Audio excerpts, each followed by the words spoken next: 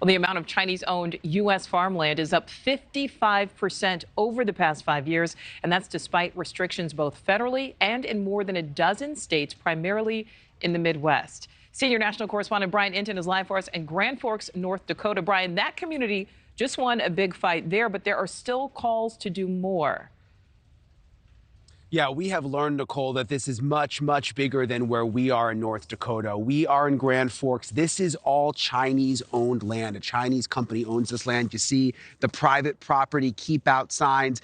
It goes on for hundreds of acres right here. But this similar situation is happening in states throughout the country, and we are now learning that there are legislators throughout the country who are trying to put a stop to it.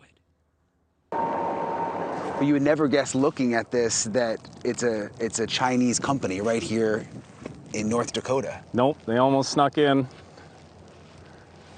They almost made it. Grand Forks, North Dakota is just one of the places Americans are livid that Chinese-owned companies are buying up farmland.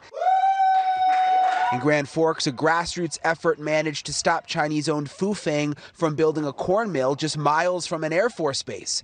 But it took a year of battling the city council to get the project stopped. Sadly, we are now known nationally as the poster child for what not to do in the realm of economic development. You've sold us out to China. At least 11 state legislatures are now considering laws to limit countries like China from buying farmland. A bipartisan bill is also working its way through the U.S. Senate.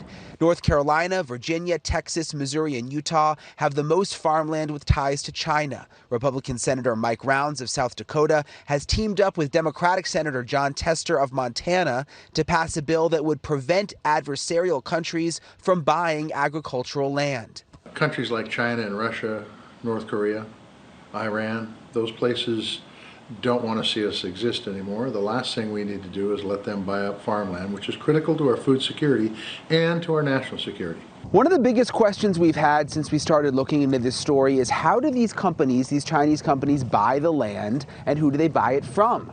Well, it turns out many times it's actually local farmers selling the foreign investors the land, because these foreign companies will pay sometimes 2 or 3 times what the land is worth.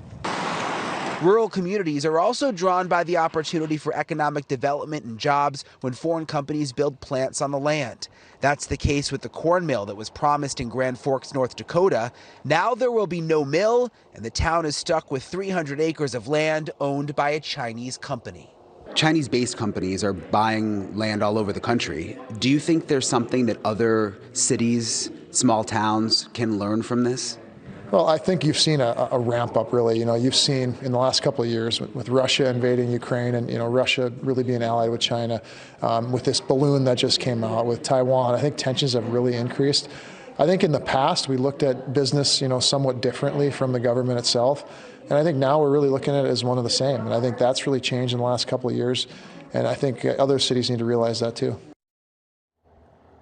Okay, so there are several states that do already have laws on the book that stops Chinese-owned companies from buying land, or at least scrutinizes the purchases. As for that bill moving through the U.S. Senate right now, it is still in the committee phase, but it does have bipartisan support so far. Nichole? All right, something that has bipartisan support. Brian, thank you for that.